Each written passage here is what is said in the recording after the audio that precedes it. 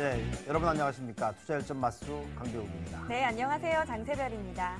네, 국내에 특별한 이슈가 없는 상태에서 코스피 지수가 주춤거리는 그런 모습입니다. 외국인 투자가들의 수급은 이어지고 있지만 그 강도는 상당히 약화된 그런 모습입니다. 네, 전문가들은 당분간 이 지수가 특별한 상승 없이 제자리 걸음을 할 것이라는데 의견을 모으고 있는데요. 앞으로 변수가 될 ECB 국채 매입이 중요한 변수로 작용할 것으로 보고 있습니다. 네, 국내의 이 변수를 좀 짚어보고요. 또 외국인과 기관 투자가들의 수급이 엇갈리고 있는데 어느 쪽에 관심을 가져야 될지 전문가들 모시고 살펴보도록 하겠습니다. 네, 끝까지 저희와 함께해 주시길 바라겠습니다. 투자열전 마수 67번째 공방 시작합니다.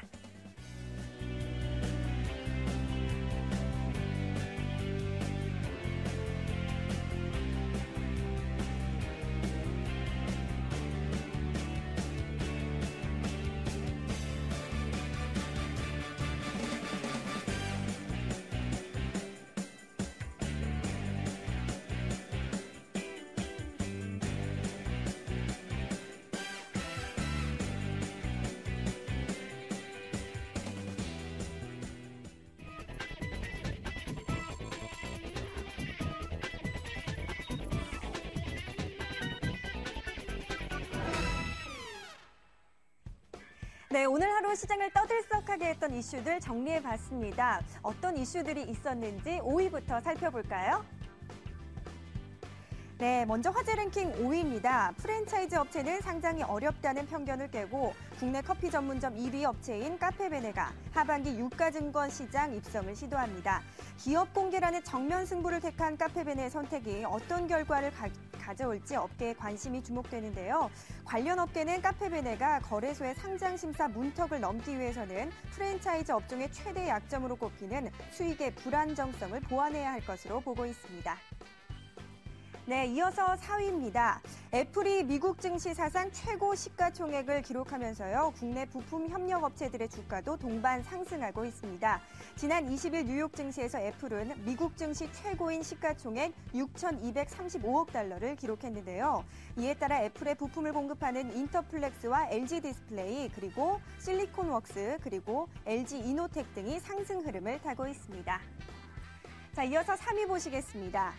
내년 원주와 강릉 간 철도 건설과 주한미군 기재 이전, 그리고 공공기관 신축 사업 건립 등 대형 신규 공사가 올해보다 2배 이상 집중 발주될 것으로 보입니다.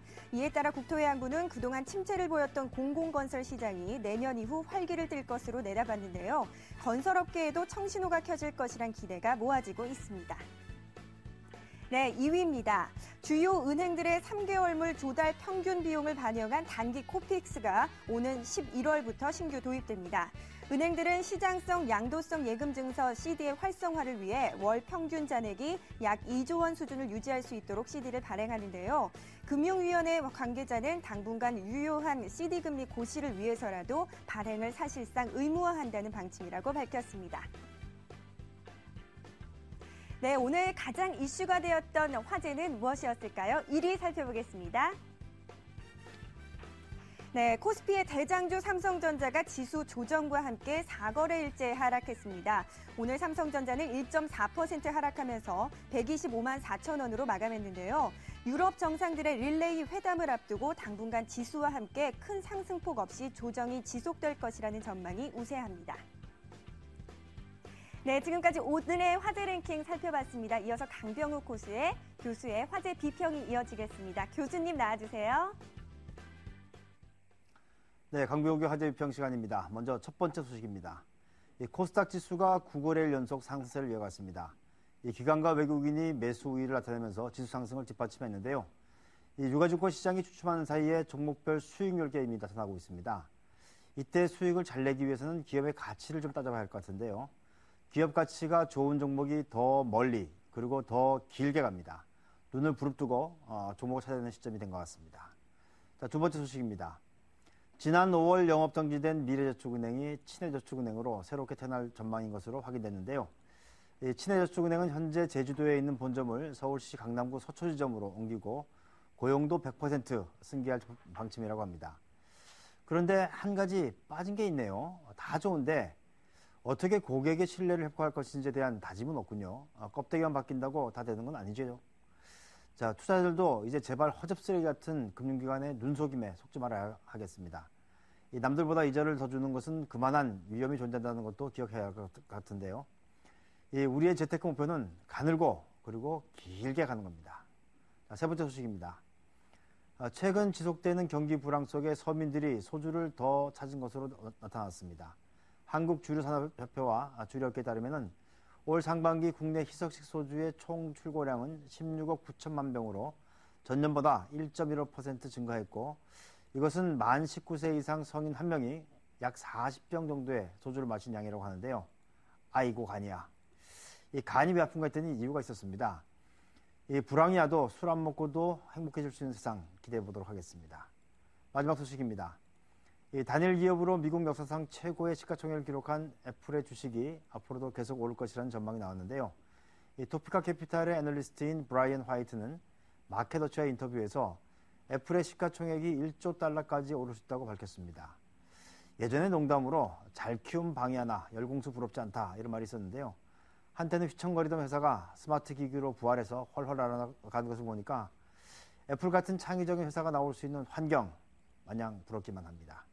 지금까지 화전문이었습니다.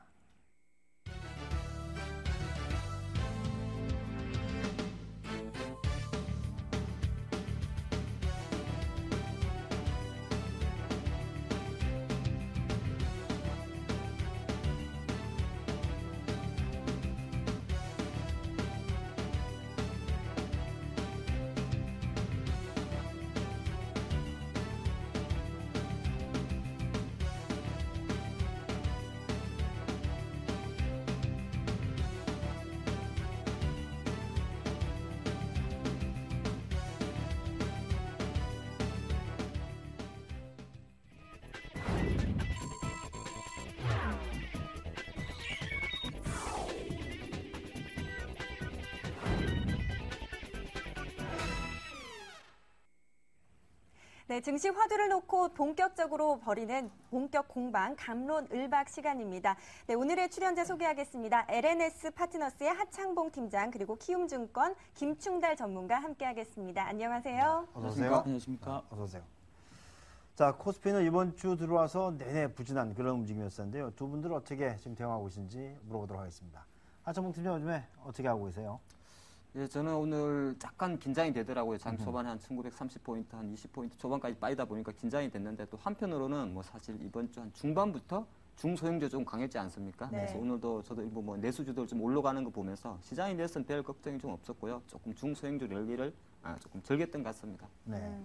아무래도 종목을 좀 즐겼다 이런 말씀이시고, 김춘달 전문가께서는 어떠세요? 예, 이미 뭐 지금 시장 지수가 1950선 정도 왔다 보니까 사실 지수는 일단 제껴놓고 그 종목으로 가는 분위기입니다. 그래서 종목을 좀 잘 선별해서 버틸 수 있는 종목으로 가자라는 모토로 지금 대응하고 있습니다. 네, 그렇군요. 자, 수급상으로 보면 최근에 외국인과 기관 투자가들의 매매 방향이 엇갈리는 그런 모습인 것 같은데요. 어떤 수급 주체에 더 주목을 해야 될 것인지 먼저 주제부터 보도록 하겠습니다.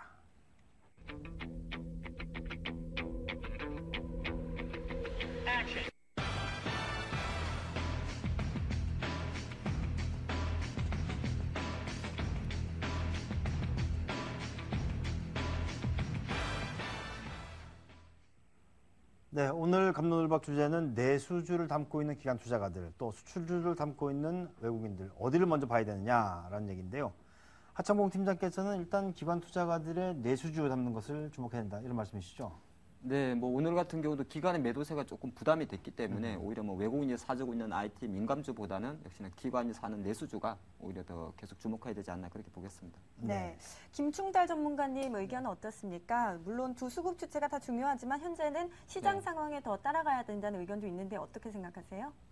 일단은 지금 최근에 외국인들이 시장을 주도하고 있고 그리고 외국인들이 봤던 지금 경기 민감주 같은 경우도 좀 더 봐도 되겠다라는 의견에서 예, 민감주 의견 좀 드렸습니다. 네. 네.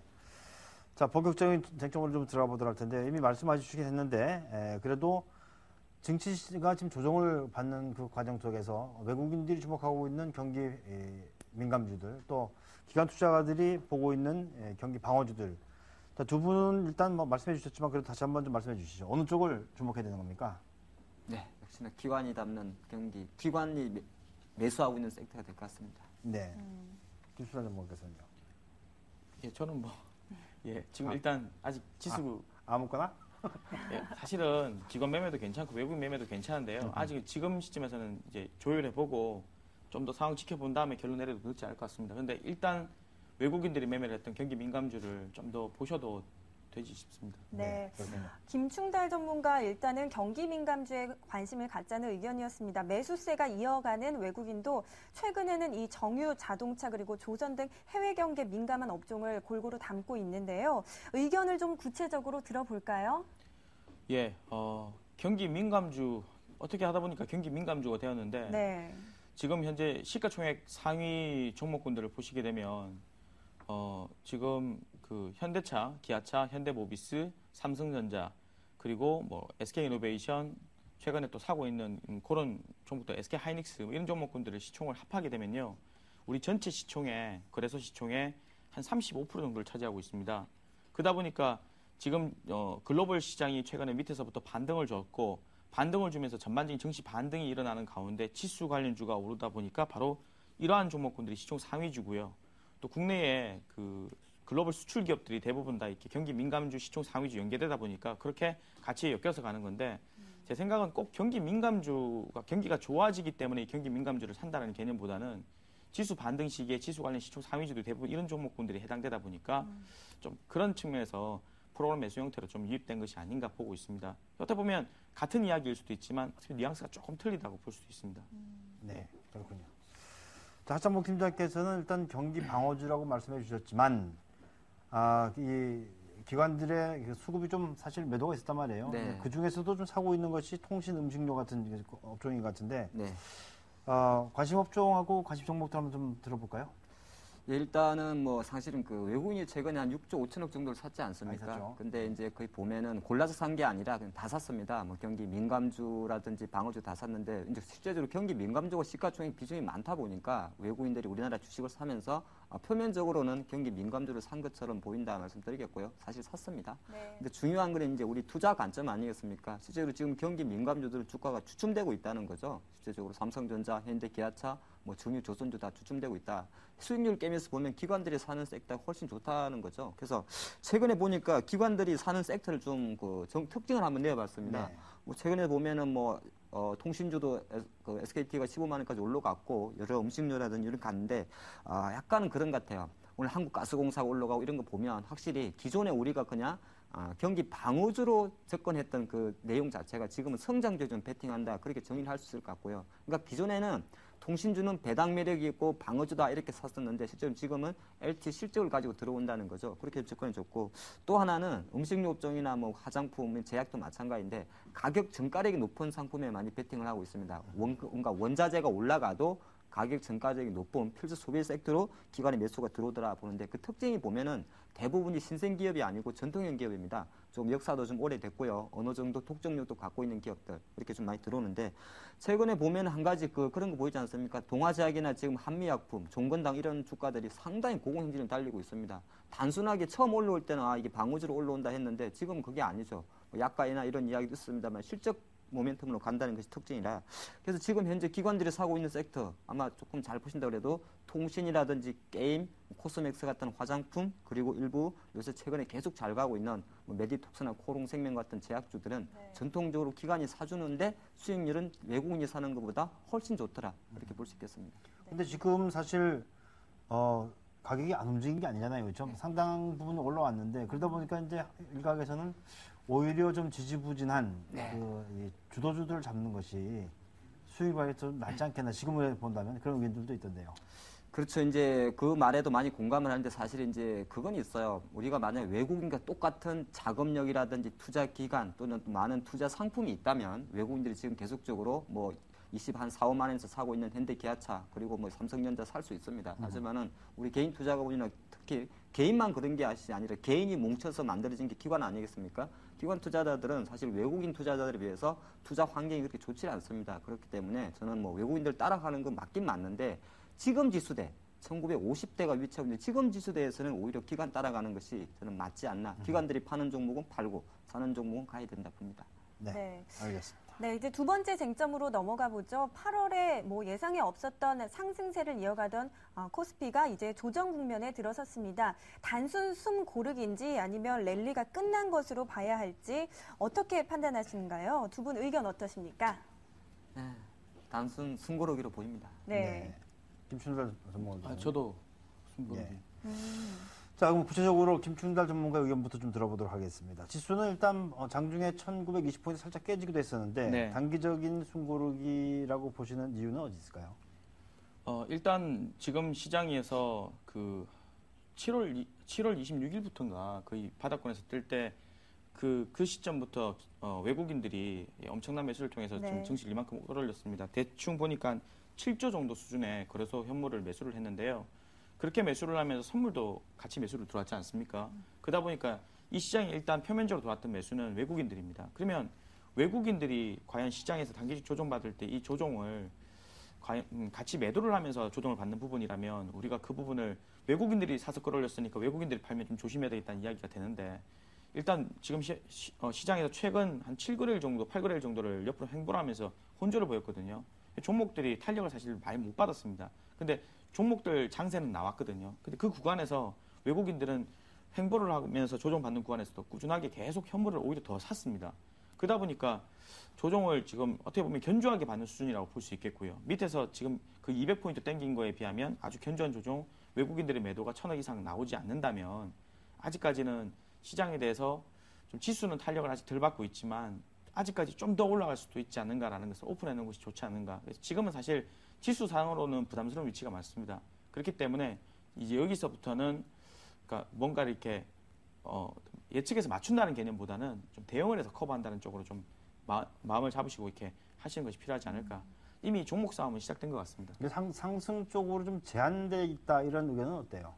저도 제한적으로 보는데 어쨌든 지금 7거래일 동안 옆으로 횡보하는 동안 그래도 아마 종목별 반등 흐름이나 이런 것들 좀 나왔다고 보실 수 있지 않겠습니까? 중소형주 흐름들도 있었기 때문에 이 장이 뭐 지난번에 1950선 넘어간 다음부터 만약에 매매를 안 한다 치면은 아예 포기하고 안 하시는 분들 안 하시면 되겠지만 장이 당장 꺾이지 않고 뭔가가 순환이 돈다고 그런 매매를 하시는 분들 같은 경우는 만약에 많이 오르지 않아도 아직 당장 꺾이지만 않는다면 매매거리가 되는 거니까 아직도 그런 부분에서 좀 더 보실 수 있지 않을까 그 의견 드리겠습니다. 네. 자, 하창봉 팀장께서도 일단 숨고르기로 보인다 이런 네. 말씀이신데 뭐 두 가지 의견이 있는 것 같아요. 이게 그 외국인들이 계속 사는 거 보니까 여기다 확 잡아당기는 게 아니냐라는 의견이 하나 있고 이게 또 더 올리려고 하다 보니까 모멘텀이 없지 않느냐 그런 얘기들도 있고 상당히 좀 헷갈리는 그런 상황인 것 같은데요. 지금 숨고르기로 본다는 그 이유 어떨까요? 네, 일단은 뭐 숨고르기라고밖에 볼 수 없는 것이 사실이 지금 현재 시가총액 1위에서 3위까지 삼성전자가 소송 관련해서 딱 잡혀 있고요. 현대기아차가 파업 때문에 잡혀 있습니다. 그리고 포스코나 기타 화학주들이 중국 때문에 미지근하게 잡혀 있는 거죠. 그러니까 실제적으로 보면은 삼성전자, 현대기아차가 만약에 계속 갔다면 지수는 벌써 2000포인트 터치했을 겁니다. 그래서 단순하게 조공업 주가지수를 잡고 있는 거는 단기적인 개별 아마 제가 보니까 다음 주 정도가 되면 다 해소될 악재들인데 그런 것 자체가 좀 발목을 잡고 있고요. 그런데 실제적으로 그 섹터를 기관이 제일 많이 팔고 있습니다. 외국인은 사주는데 왜 기관은 파냐 하면은 기관은 그런 비체계적 리스크를 싫어한다는 거죠.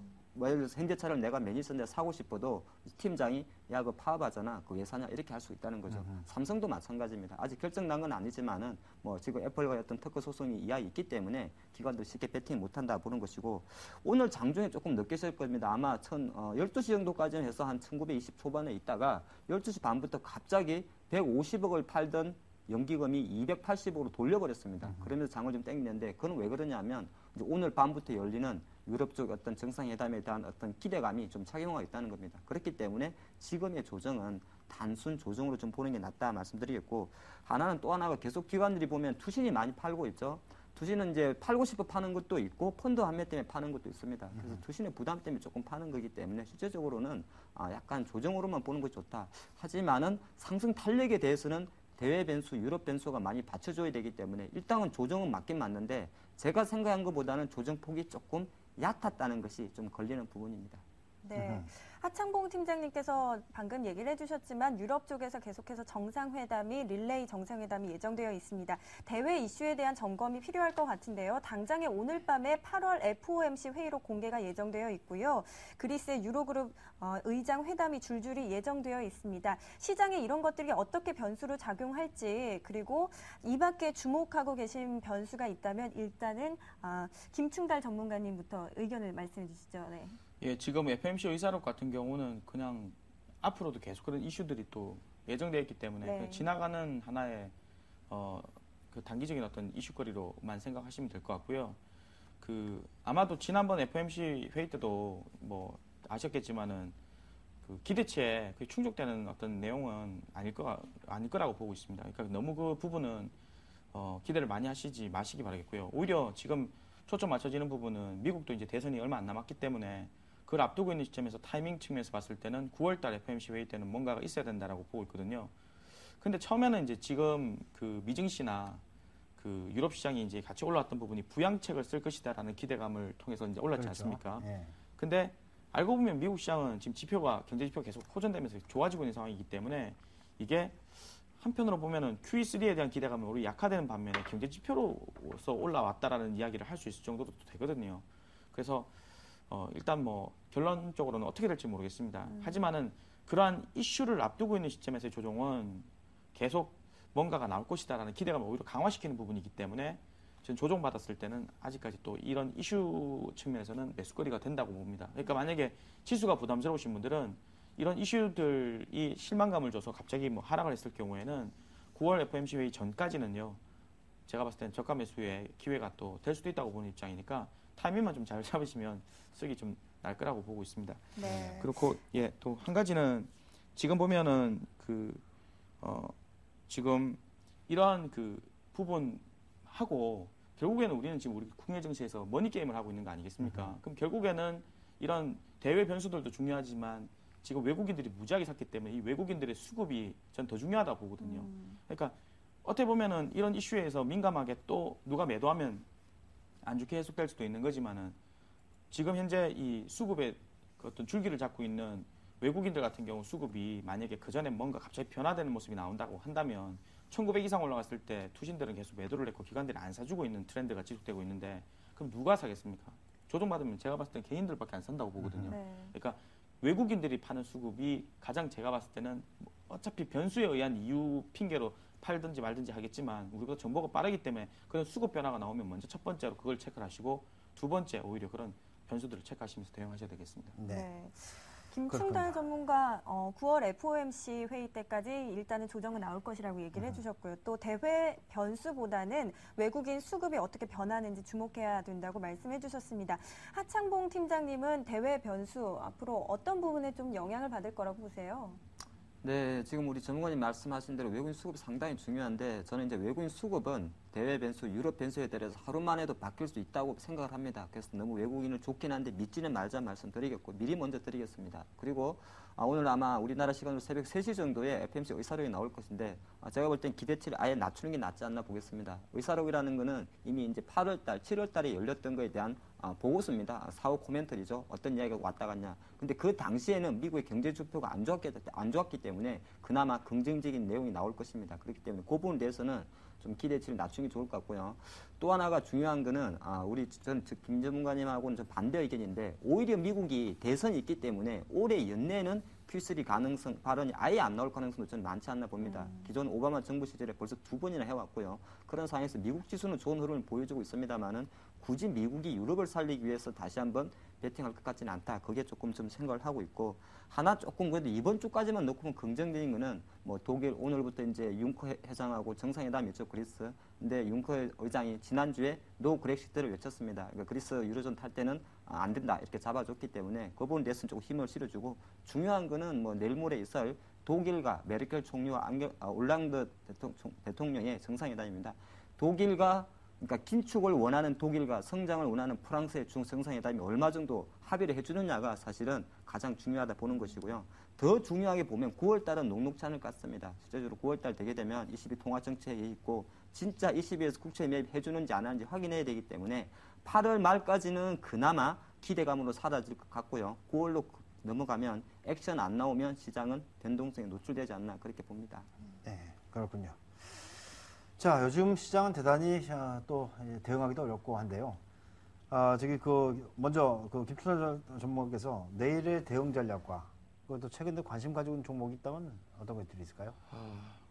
아까 하 팀장님께서 말씀하셨지만 저도 사실은 오히려 이슈를 앞두고 있는 시점에서 망가지게 되면 그 이슈에 대한 기대감 때문에 아직까지는 저가 매수라는 핑계거리가 작용할 것 같은데 그 이슈 시점, 즉 뭐 잭슨홀 어떤 강연이라든지 연설이라든지 혹은 그 이후에 FMC 회의 때 그때 시점이 터졌을 때 그때 시점부터는 뭔가가 좀 그 상황을 보고 뭔가 결정해야 될 것 같습니다. 그러니까 그런 부분은 있는데 당장은 뭐 지금은 계속 만약에 지금 유로존 정상들이 이번 주 후반에 계속 회담이 있어갖고 그 회담 내용에 따라서 등락하겠지만은 이게 만약에 조금 좀 실망감을 준다 하더라도 역시 마찬가지로 9월달 이슈가 또 있고 하니까 아마 증시는 외국인 수급도 있고 그러니까 쉽게 꺾일 것 같지는 않아서요. 매매는 계속 이어진다고 보는데 전반적으로 제가 지금 실제 장에서 이제 대응하다 보니까 느끼는 점은 뭐냐면 지수 관련주가 힘이 됩니다. 예, 매매가. 아니 그 차트도 한번 좀 열어가지고 좀 차트 한번 봐주시고 예. 예. 잘 보던 차트도 오늘따라 안 보시네요. 예. 예. 아니 뭐 여기는 뭐 말만 해도 될 것 같은데. 아니 우리는 봐야 됩니다. 예. 일단 지금 종합지수 차트를 한번 일봉상으로 띄워보겠습니다. 일봉상 종합지수 차트를 보시게 되면 최근에 이제 증시가 그 61선 아래에서 위로 올라왔지 않습니까? 보통 우리가 이제 매매를 할 때 가장 쉽게 제가 항상 말씀 많이 드리는 부분인데 쉽게 가장 이제 체크할 수 있는 부분이 까만 이평선이 61선입니다. 굵은 선 말이죠. 예. 까만 이평선이 이게 61선인데 이 61선이 분기다 보니까 60거래일이면 한 달에 이제 20거래라고 치면 석 달이지 않습니까? 네. 분기니까 분기 실적이 되게 중요하잖아요. 그러니까 분기마다 이렇게 흘러가는 흐름들이 되게 의미가 있다고 해석하는 부분이 61선의 의미입니다. 그러면 61선에 아래 있을 때는 매매가 상당히 골치 아프고요. 위에 있을 때는 좀 낫지 않습니까? 이제 61선 위로 올라왔거든요. 그러면 낫느냐 이 문제입니다. 근데 이제 보통 우리가 추세를 이야기하자면 이게 의미 있는 패턴이라는 것이 만들어지려고 한다면 보통은 21선 N자 파동으로 움직이거나 아니면 61선이 기울기가 가파를 때 보통 그렇게 의미 있게 볼 수 있거든요, 경험적으로. 근데 지금은 21선이 N자 파동이라고 보기는 좀 어렵고요. 61선은 약간 상향전환을 하고 있기 때문에 기대감은 있습니다. 네. 근데 지금 이게 유로존의 문제라든지 이런 문제들이 언제든지 시장을 급등락시킬 수도 있는 이슈거리 아니겠습니까? 그러니까 이 시장은 솔직히 말씀드리면 지금은 아직까지는 괜찮은데 여기서 만약에 한 방이 터지게 되면 이건 어느 쪽으로든 다 아직 가능하다라고 볼 수 있는 부분이라고 생각합니다. 그러니까 예를 들어서 LG전자 같은 종목을 차트를 한번 보시게 되면요. 일봉으로. LG전자는 최근 역시 61선 위로 올라왔습니다. 일단 의미는 부여할 수 있거든요. 하지만 이런 LG전자의 61선 위 흐름은 추세라고 보기는 아직 어렵습니다. 근데 이런 류의 종목들 되게 많거든요. 61선 위로 올라오긴 했는데 대부분 다 추세라기보다는 낙폭과대 그냥 반발 개념으로 좀 보시는 것이 좋습니다. 그래서 대부분 아까 뭐 경기 민감주 증시가 올라오니까 경기 민감주를 많이 사들였다 하지만은 실제로 제가 봤을 때 외국인들이 많이 산 거는 경기 민감주였기 때문에 산 게 아니라 삼성자, 현대차, 기아차, 현대모비스, 포스코라든지 뭐 SK이노베이션이나 이런 종목에 시총 상위주를 제가 봤을 때 샀다는 개념으로 좀 이해하고 싶습니다. 네. 그러니까 조금 조심하면서 아직은 좀 더 트레이딩 해보자라는 개념이죠, 저는. 예. 알겠습니다. 자, 하창봉 팀장께서는 내일의 전략 또 관심 가지고 있는 종목 어떤 것들이 있을까요? 예, 지금은 뭐 사실 이제 지수 예측은 조금 무의미합니다. 사실 뭐 하단 좀 보수적으로 잡으시고 한 1915포인트 정도 지지하기 전까지는, 뭐 지지할 때까지는 뭐 삼성제, 현대차 보지 마시고 그냥 개별주나 중대형주 기관들이 사는 거 보면 좋을 것 같습니다. 한 가지 조금 걸리는 부분은 오늘 종가에 오랜만에 이제 종가 선물 베이시스가 상당히 축소가 돼서 마감이 됐습니다. 그렇기 때문에 혹시 내일장 이제 키포인트 다른 것보다요. 수급 보실 때는 프로그램 매매가 혹시나 나오는지 한번 살펴보라 말씀드리겠고, 종목 같은 경우는 최근에 보면은 제가 좀 원래 내수주를 좀 좋아하죠. 그래서 그 어저께도 약간 관심이 가지는데 CJ 오쇼핑입니다. CJ 오쇼핑 오늘도 한 21만 2천 원까지 올라왔는데요. 혹시 차트가 같이 보입니까? 네, 네. 보이네요. CJ 오쇼핑이 이제 4월 달에 동방 CJ 매각 때문에 쇼크를 받았죠. 저도 CJ 오쇼핑이 점 한가 가는 거 그때 처음 봤습니다. 그리고 이제 한 4개월 정도 19만 5천 원 정도 있다가 최근에 상당히 좋은 흐름으로 올라가고 있습니다. 근데 이제 최근에 그 내수주들이 올라가는 거 보면 그 이런 식으로 올라간다는 거죠. 따라올 테면 따라오봐라 그런 식으로 가기 때문에 CJ 오쇼핑 지금의 반등세 조금 부담스러울 수 있습니다만은 앞으로 계속 내수주에 대해서는 조금 저는 관심을 가지는 것은 낫지 않나 그렇게 말씀드리겠고요. 시간이 잠깐 되는 것 같아서 싼 주식 하나 말씀드리겠습니다. 네. 인트론 바이오입니다. 최근에 이제 바이오 주식, 제가 제약주를 계속 퓨칭을 해드리고 있는데 잘 고르셔야 돼요. 메디포스트, 차바이온 이런 데 가서 뭉기지 마시고요. 네. 제약주는 두 가지만 갑니다. 하나는 실적이 되는 큰 애들이 가고요. 동화약품, 동화제약, 한미약품 가고. 두 번째는 진단 시약 회사들이 갑니다. CGN이라든지 인트론 바이오 이런 것이 진단. 지금 그림이 인트론 바이오. 네, 지금 보시는 화면이 인트론 바이오의 일봉 주가를 보고 계신데요. 물론 작년 한 3월 달 정도에 상장을 했습니다. 그래서 최근에 올 연초만 해도 한 16,000원까지 갔다가 조금 수렴을 받았는데 기술적으로나 봐나 수급적으로나 분위기상 지금 9,500원은 저는 상당히 중요하게 생각을 했는데 오늘 이제 10,000원대까지 딱 올라왔습니다. 그래서 인트론 바이오 같은 경우도 조금 전 두 개 조금 전에 살펴본 CJ 오쇼핑이나 인트론 바이오가 다 바닥권에서 머리 드는 종목이죠. 이런 종목 같은 경우는 일단 리스크가 조금 작기 때문에 지금은 현재 밑에서 올라오는 전통적인 내수주에 관심을 가지면 어떨까 싶습니다. 네. 자, 김충달 전문가께서는 요즘에 관심 가지고 있는 종목 없어요? 종목 많죠. 예. 한 두 가지만 좀 얘기해 주시죠. 예. 일단 중소형주 같은 경우 좀 중장기로 보실 수 있다고 한다면 그 신팩이라는 종목도 괜찮은 것 같습니다. 한글로 치시면 안 되고 SIMPAC 신팩인데요. 예. 우리 차트 있으면 좀 한번 기계업종인데 지금 제가 기계업종에 들어가는데 시총이 한 1,500억 정도 되는 회사입니다. 근데 상반기에 한 140억, 150억 정도 순이익을 냈습니다. 네. 그러니까 어떻게 보면 되게 저평가라 볼 수 있는데 요즘 장세가요.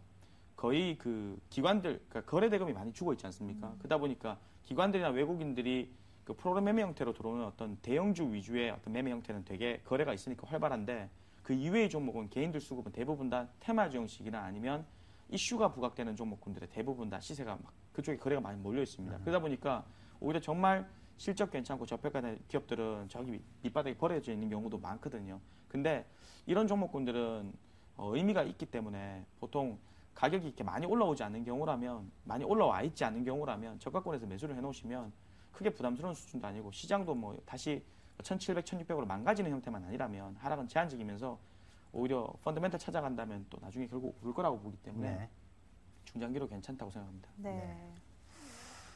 알겠습니다. 내일에 대한 전략과 또 종목까지 살펴봤는데요. 잠시 좀 쉬었다 가야 되겠죠? 네, 잠시 쉬어가는 시간 마련했습니다. 휴식과 함께하는 시장 이야기, 야간 산책 이어집니다. Starry, starry night. Paint your palette blue and gray. Look out on a summer's day with eyes that know the darkness in my soul. Shadows on the hills. Sketch the trees and the daffodils. Catch the breeze and the winter chills in colors on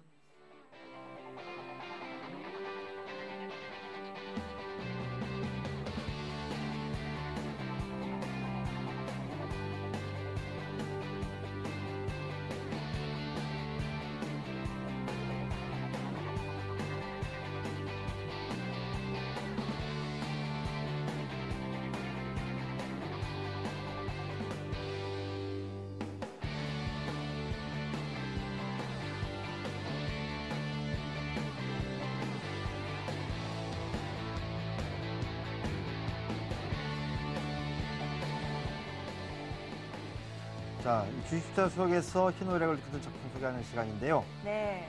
자, 오늘은 김충달 전문가의 플레이리스트 우주 형제 보고 왔습니다. 지금 일본 현지에서는 이게 애니메이션으로도 만들어져서 방영되고 있다고 하는데 어떤 그 내용인지 좀 소개해 주시죠. 그 사회생활 하시는 분들은 보통 영화나 TV 애니메이션 예전에 많이 보셨던 만화책 이런 거 별로 보실 시간이 없으시잖아요. 요즘에 각시탈 같은 거 그 드라마라도 재밌어요. 그래서 저도 이제 이렇게 우연히 이제 보게 됐는데 지금 사실 이 우주 형제라는 이 영화는 제가 본 거는 사실 애니메이션입니다. 애니메이션은 지금 현재 일본 방송에서 현재 방영 중에 있다고 알고 있습니다. 근데 보면서 되게 애니메이션도 좀 잘 만들어졌다고 생각했고 또 내용이 보면 그 나의 미래, 꿈 이런 것을 생각할 겨를이 없잖아요. 살다 보면.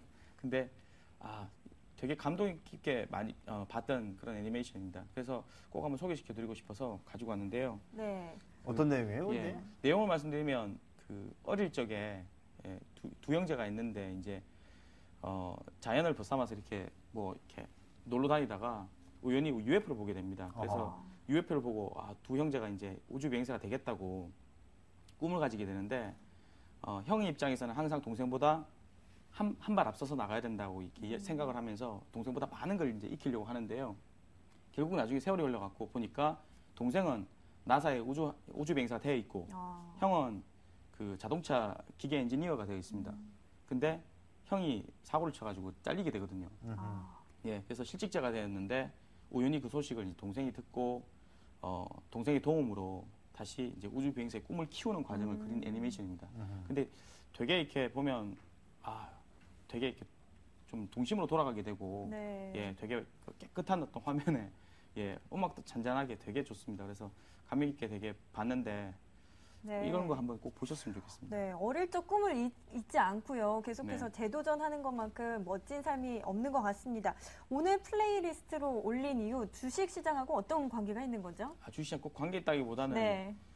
뭐 살다 보면은 머리를 식히자. 예, 머리도 식히고요. 살다 보면서 참 사실 술밖에 생각 안 나더라고요. 근데 이런 다시 자기 꿈, 미래, 과연 내 꿈이 뭔가 생각해 본 적이 없거든요, 요즘에는. 예, 그런 생각을 하게 됐습니다. 그래서 이런 거 한번 되짚어 보는 시간도 괜찮은 것 같아서 말씀드립니다. 네. 하차봉 팀장께서는 만화영화 좋아하세요? 네, 만화는 좋아합니다. 만화영화 좋아하시고 만화를 자주 보는 것도 우리 정신건강에 괜찮죠. 네. 근데 만화라는 것이 이제 일반 영화에서 또 구현 못하는 조금 더 상상의 그 영상을 보여줄 수도 있고요. 저는 지금 저 사실 우리 전문가님 준비한 걸 안 본 영화입니다. 보진 않았는데 아까 말씀하시는 것 중에서 그런 말도 저도 공감이 돼요. 덥석 저보고 너 꿈이 뭐냐 그러면 어릴 땐 좀 있었던 것 같은데 최근에 사는 걸 보면 거의 뭐 주식시장만 보고 있기 때문에 너무 좀 우리가 각막 팍팍하게 살지 네. 않았느냐 그런 생각 좀 하고 있고요. 오랜만에 저는 사실 이제 동경을 꿈꾸는 영화 아닙니까? 저런 걸 보니까 앞으로라도 지금부터라도 조금 더 여유 있게 그러니까 여유 있다는 것이 이제 마음의 여유를 갖고 좀 살아야겠다 그런 마음이 듭니다. 네. 이제 마음의 여유를 가지고 미래를 멀리 보면 내일 시장에 아마 시세가 볼지도 몰라요. 그러면 또 너무 버는 거죠. 네. 예. 네, 저희 맛수가 투자자분들의 도전에 도움을 드릴 수 있었으면 좋겠습니다. 지금까지 김충달 전문가의 플레이리스트 만화 우주형제 보셨고요. 계속해서 종목 얘기 더 해보겠습니다.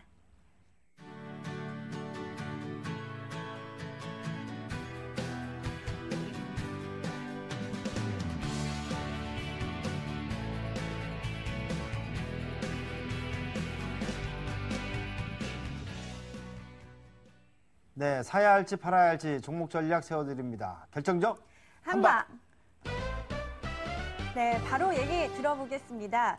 한 달 이상 지속되고 있는 현대차 이 노조 파업으로요, 1조 원 이상의 손실을 보여주고 있습니다. 주가 영향이 어떻게 될지 궁금한데요. 현대차, 셀 바이 선택은요? 바입니다. 두 분 같은 의견 주셨네요.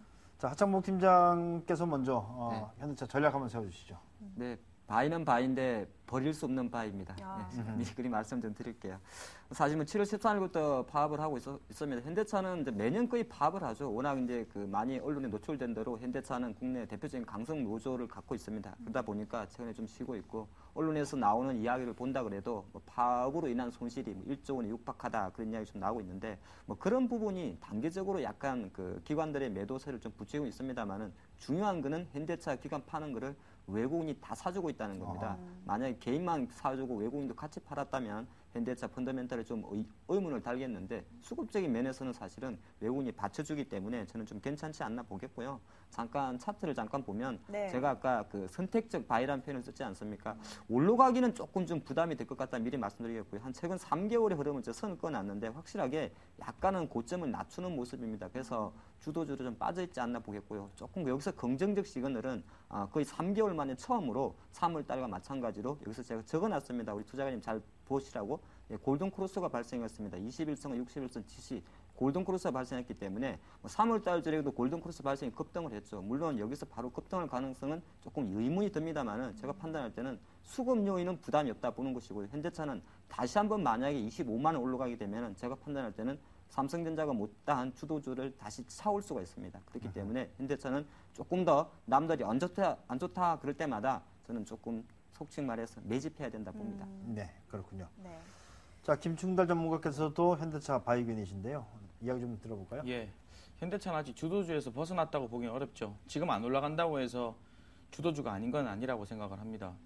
그 기술적인 부분을 좀 보완해서 말씀드리면 보니까 지금 그 월봉상에서 6개월 이평선하고 24개월 이평선을 많이 보는 편인데 24개월 전에 주가 위치를 봤을 때 한 6개월 정도 시간은 아직 있겠다라는 생각이 들더라고요. 6개월 정도 지나게 되면 이 주가의 위치도 조금은 이렇게 탄력이 떨어지는 흐름이 됩니다. 그러니까 6개월 안에 빨리 고가를 돌파를 하기를 기대하는 수급이라고 좀 말씀드리겠습니다. 네. 예. 네, 알겠습니다. 자, 두 번째 종목은 모잠비크 가스장 개발 때문에 급등하고 그중에 가장 관심을 가지고 있는 종목 중에 하나죠. 50주 신고가를 경신은 한국가스공사. 두 분의 세련바이 전략 어떻습니까? 바입니다. 저도 바입니다. 네. 자, 두 분 다 바이견 주셨는데요. 하창봉 팀장께서 먼저 한국가스공사. 이거 좀 너무 많이 오르지 않았을까요? 많이 올랐죠. 뭐 최근에 보니까 8월 달에만 한 30% 올랐습니다. 네. 이제 바인데 제가 생각하는 추가 상승 탄력은 딱 10% 주겠습니다. 10% 주기 때문에 바입니다. 10% 투자도 하셔야 되고요. 키포인트는 이겁니다. 제가 가스공사를 저도 상반기에 많이 지켜봤었는데 이게 사실 모잠비크 가스전 이야기 하루 이틀 나온 게 아니죠. 이미 그건 2007년도에 펀딩 한국가스공사 시작을 했던 거고요. 올해 2015년 정도까지 개발해가지고 향후 30년 동안 천연가스를 가져올 겁니다. 그래서 지금 현재 많이 좀 부각되고 있다는 것도 중요한 내용이고 한국가스공사의 시가총이 4조 8천억입니다. 지금 많이 올라가고 4조 8천억인데 지금 모잠비크 가스전의 어떤 자산 가치를 환산해 5조 원대가 넘는다고 합니다. 그래서 향후에는 한국가스공사는 사실 한 자산 가치만큼 따라갈 것이다. 자산 가치 만약 5조 2천 원을 환산하게 되면 제가 판단할 때는 정권사에서 지금 목표가로 내놓는 6만 6천 원대에 도달할 수 있다. 그렇게 보는 것이고요. 중요한 거는 이 가스공사가 지금 현재 펀더멘탈 요인도 중요합니다만 테마주로 엮여버렸다는 겁니다. 네. 저는 테마란 표현을 써야 될 것 같아요. 왜냐하면은 8월 접어들어서 하반기 접어들어서 천연가스 관련주들이 상당히 잘 가고 있습니다. 천연가스 미국의 이제 셰일가스도 그런 하나의 트렌드지만은 그런 측면에서 한국가스공사가 더 많은 탄력이 받지 않나 보겠고요. 잠깐 차트 보면은 네. 이런 주식은 겁 없이 사야 됩니다. 겁 먹지면 안 돼요. 제가 한 3개월 정도 봤는데 4만 5천 원을 상당히 좀 고민하다가 올해 실제적으로 8월 달에 붕 떠면서 처음으로 거래량까지 분출했습니다. 그렇기 때문에 지금 가파르게 올라간 게 부담이 되고 일시로 이런 거 내일 아침에 개발학 출발할 가능성도 있긴 있습니다. 하지만은 조금 큰 그림에서 한번 봐드리면 실제로 2008년 리만 브라더스 사건 전에 제가 아까 모잠비스 가스전을 2007년도에 시작했다 그러지 않습니까? 벌써 5년 정도 됐는데 이제는 그 자리를 찾아가는 과정이 있기 때문에 실제적으로 한 6만 5천 이상까지는 상승 탄력이 열려 있다. 그렇게 봅니다. 네. 6만 5천 원 이상까지 상승 탄력이 있다고 보셨는데요. 김충달 전문가도 앞으로 담아두면 더 많이 갈 거라고 보세요? 어느 정도까지 보세요? 일단 저는 고점을 예측한 사람이 아니라서 네. 예, 일단 시장 컨센서스 애널리스트 분들의 의견을 보니까 목표가 상단이 지금 7만 원대 중반까지도 제시되어 있습니다. 네. 그건 참고를 하시면 될 것 같고요. 수급적으로 볼 때 지금 패턴을 갖추고 이렇게 상방으로 날아갈 경우에는 보통 꺾일 때 조정을 받더라도 봉우리 외봉 상태에서는 바로 끝나지 않습니다. 그렇기 때문에 한 번의 봉우리는 어차피 매수라고 보시면 되니까 만약 기회 안 준다고 한다면은 일단 일부 동참해놓고 그 외봉 봉우리에서 조정받았을 때 저가 매수한 다음에 최소한 쌍봉까지는 가져가셔도 되니까 그렇게 대응하시는 것이 가장 현명한 방법이 아닐까 생각을 합니다. 이미 사실 지금 사면은 추격 매매잖아요. 네. 근데 추격 매매할 경우에는 손절 잡고 원래 매매해야 되거든요. 그래서 손절 잡고 매매하기에는 조정 받는다 한다면 그 재료가 금방 사라지는 게 아니기 때문에 계속 작용하기 때문에 또 밑에서 매수가 있을 거란 말입니다. 그러면 봉우리 2번까지는 그냥 보셔도 되지 않겠습니까? 네. 네, 알겠습니다. 네, 한국가스공사 두 분 다 바이 의견 주셨고요. 세 번째 종목 살펴보겠습니다. 최근 외국인 카지노주들이 재조명을 받고 있습니다. 그 가운데 기관이 최근 4거래일 연속 담으면서 주가도 3일 연속 상승을 보이고 있는 파라다이스, 셀 바이 선택해 주시죠. 바입니다. 전 셀. 네, 먼저 그럼 바이 의견 주신 하창봉 팀장님 어떤 이유에서죠?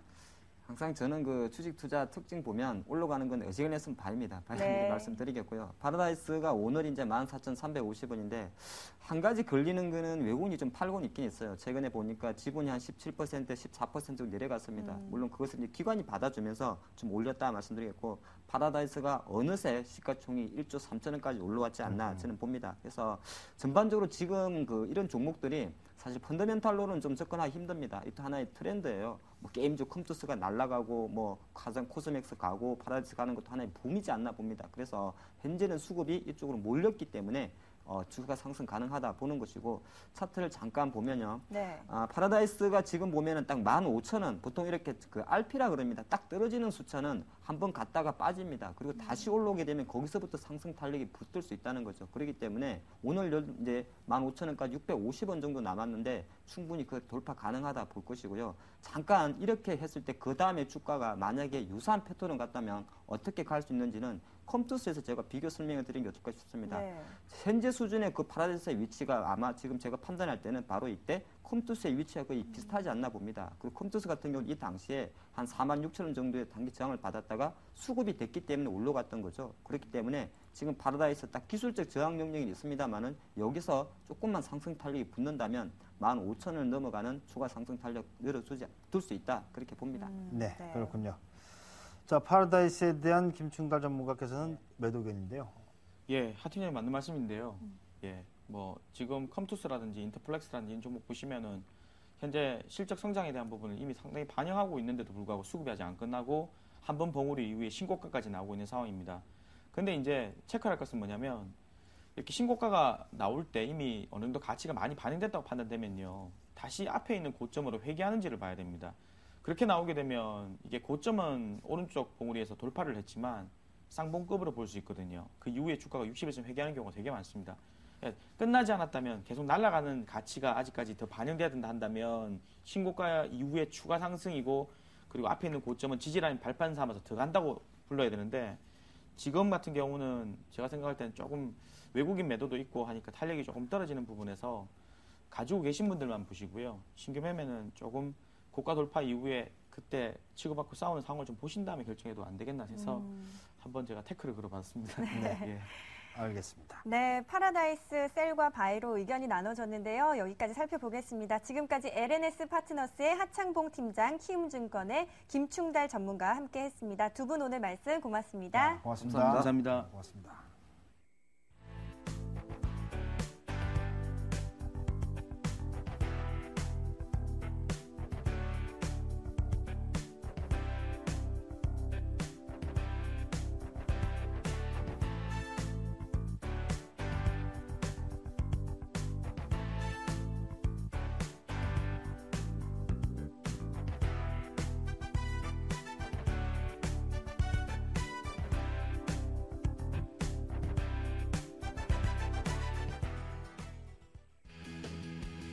네, 이 시각 머니투데이입니다. 분데스방크에 따르면요, 독일이 22일 실시한 국채 입찰에서 국채를 제로 입찰 금리에 발행했다고 밝혔습니다. 이날 발행된 2년 만기 독일 국채는 62억 4천만 유로로 최대 목표액이었던 50억 유로를 웃돈 것으로 전해졌습니다. 독일은 이날 국채를 평균 0% 금리에 발행했고 이는 지난달 2년 만기 국채 입찰 금리 마이너스 0.06%보다는 상승한 금리입니다. 네, 웅진코웨이 매각에 박차를 가하고 있는 웅진그룹이 웅진 폴리실리콘 공장을 매각할 것이라는 전망이 나오는 등 유동성 문제로 삐걱대고 있다고 전해졌습니다. 현재 웅진그룹에서 유동성 보강이 필요한 것은 지주회사인 웅진홀딩스와 웅진폴리실리콘, 극동건설 등 3개사로 이 같은 주장에 회사 측에서는 다음 달 말 웅진코웨이 매각 대금 1조 2천억 원이 들어오면 유동성 문제가 상당 부분 해소될 것이라는 입장을 전했습니다. 네, 지금까지 이 시각 머니투데이였습니다.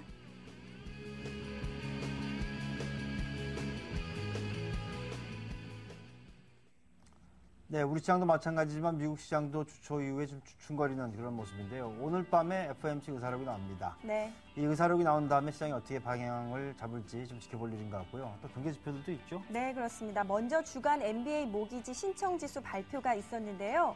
시장지수 821.3으로 전주 대비 7.4% 감소한 것으로 나타났고요. 개장 후에는 7월 기존주택 매매 결과가 나온다고 하니까요. 참고하시기 바라겠습니다. 자, 그리고 그리스의 사마라스 총리가 움직이기 시작했습니다. 오늘은 장클로드 융커 유로그룹 의장하고 회담이 있는데요. 유럽 시장은 일단 두 사람의 회담을 앞두고 바짝 긴장을 했는지 좀 떨어지고 있는 그런 모습인데요. 아무튼 어떤 소식이 들릴지 잘 좀 지켜봐야 될 것 같습니다. 네, 벌써 마무리할 시간입니다. 내일 저녁 9시에도 저희는 돌아오겠습니다. 교수님 이제 인사할 시간인데요. 네, 여러분 남은 시간도 편안하게 보내세요. 굿나잇. 굿락.